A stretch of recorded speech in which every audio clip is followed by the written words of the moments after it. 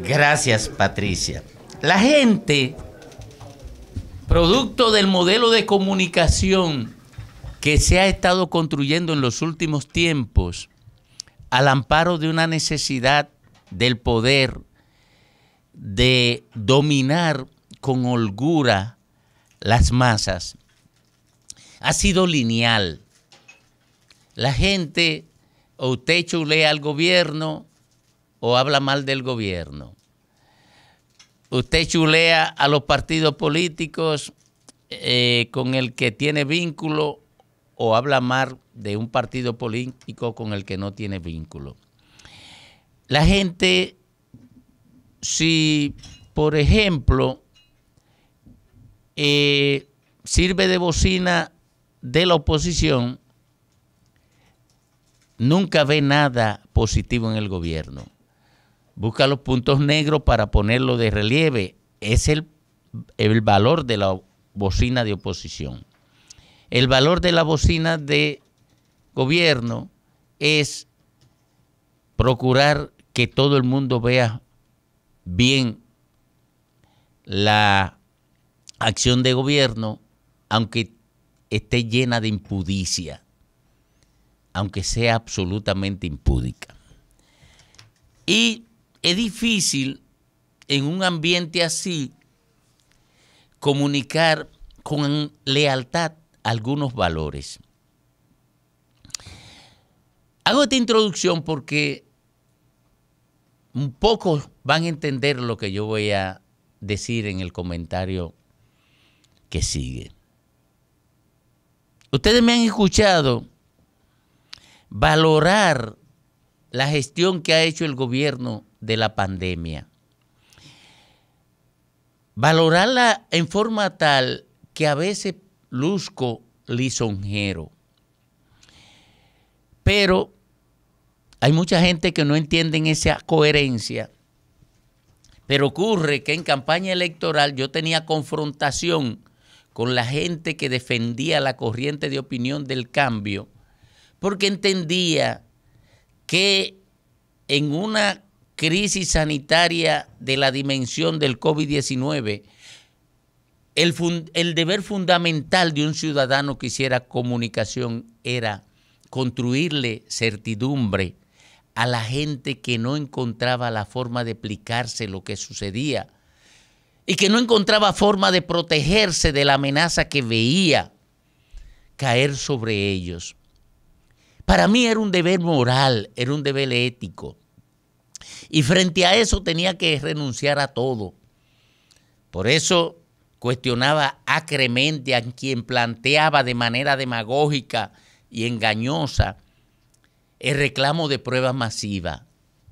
El tiempo me dio la razón respecto al hecho de que quienes planteaban eso, por ignorancia o por conciencia, estaban dañando a la gente.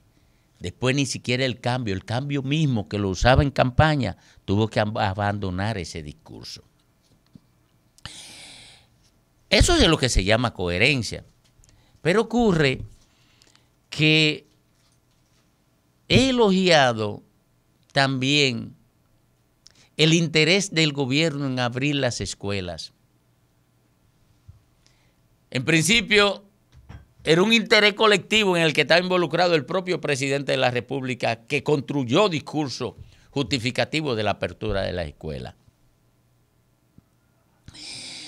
Y Roberto Fulcar, que tuvo que reorganizar de acuerdo con su visión de organización del Ministerio de Educación, tuvo que organizarlo, con lo que yo no estuve de acuerdo en aspectos concretos como la remoción de los directores de distrito y los directores regionales. Y ustedes recordarán mi crítica a eso. Y no estuve de acuerdo con el manejo de las cancelaciones y ustedes recuerdan mis críticas frente a eso. Pero ocurre que por encima de la visión que yo tenga de aspectos particulares está el interés de evitar que millones de niños ralenticen su proceso de formación para combatir la pobreza. Por encima de mi interés en cuestionar está el compromiso social ético de apoyar lo correcto, de apoyar lo que le convenga a la mayoría. Les decía hace unos segundos que yo defendía con vehemencia la gestión que había hecho el gobierno del cambio de la pandemia. Pero ahora el gobierno del cambio, por razones que voy a intentar explicar, está desacreditando la gestión de la pandemia. La desacreditó con la decisión absurda de limitar a una prueba PCR anual. El único gobierno del mundo que tomó una decisión tan absurda como esa.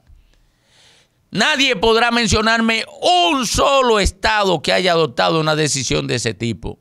Pero tampoco nadie podrá presentarme una sola organización empresarial que haya reclamado que se adopte una actitud de ese tipo. Solamente las ARS en República Dominicana, que son una estructura de robo legalizada por el Estado Nacional a partir de sobornos construidos en el Congreso para aprobación de esa ley. Bueno, está desacreditando su gestión. Y ahora le está poniendo otro elemento de descrédito. El gobierno ordenó la reducción, permitió la reducción de las unidades de cuidados intensivos del sector privado. Todos los redujeron. Y también el gobierno los redujo. Pero ocurre que el gobierno redujo la unidad de cuidados intensivos que ahora la está abriendo y permitió que las unidades de cuidados intensivos del sector privado se redujeran en número, pero comenzó a divulgar que las unidades de cuidados intensivos estaban llenándose, y la gente comenzó a ponerse ansiosa y desesperada. Porque era verdad que estaban llenándose y era cierto que no lo encontraban, ni en el sector público ni en el sector privado. Ahora, ¿qué te está diciendo eso? Que están gestionando la pandemia mal, que no son capaces de tomar decisiones oportunas cuando la población lo necesita, que no saben el curso de la pandemia, que perdieron el control de la gestión de la pandemia, que comienzan a conectarse con el fracaso, con la incapacidad, con la impericia y con la irresponsabilidad social. Eso es lo que está diciendo el gobierno cuando la gente está desesperada buscando unidades de cuidados intensivos y no lo encuentra. Están desacreditando su propia gestión. Y la están desacreditando, pienso yo, y esto es especulativo, porque quieren forzar a la gente que vaya a vacunarse. Pero le están desacreditando también porque están obligando al sistema educativo a que no abra en el Gran Santo Domingo, porque ellos no han sido capaces de vencer la pandemia en el Gran Santo Domingo, porque no han sido capaces de controlar la sociedad, los jóvenes en el desorden, porque no han sido capaces de desarrollar mecanismos de comunicación que persuadan a la gente de que adopte un comportamiento conforme con lo que reclama la pandemia. Habían actuado con corrección y yo me pregunto por qué han variado en el sistema de salud y ahora está yéndosele de la mano todo. Todo se le está yendo de la mano al sistema de salud. El hecho de que no hayan podido abrir la escuela en Gran Santo Domingo es un fracaso del gobierno, un fracaso del sistema de salud, una vergüenza internacional, porque en todos los países lo están haciendo. Nosotros siempre andamos detrás de Haití. El que no hayan podido abrir las escuelas en el Gran Santo Domingo, donde están las principales estructuras económicas, donde están los medios de comunicación, en su mayoría, donde está la capacidad cognitiva mayor de la sociedad, Es un fracaso del sistema de salud y del gobierno. Un fracaso estruendoso que los daños que le van a provocar a la sociedad lo veremos en unos cuantos años. Pero le cuento algo. Le cuento algo. De Haití para acá están migrando mucha gente desesperada. Y están entrando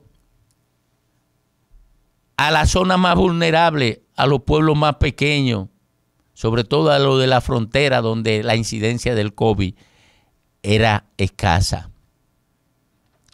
Si se concentran en el pánico y en el miedo, lo que van a hacer es horizontalizar la incidencia del COVID por la penetración de los haitianos, huyendo a la crisis económica y huyendo a cepas nuevas que han aparecido en el territorio haitiano. Si el gabinete de salud no se da cuenta que ha entrado en un carril de fracaso en el manejo de la pandemia, las consecuencias serán graves, porque creen ellos que huyéndole al COVID, cerrando la escuela, se vence el COVID.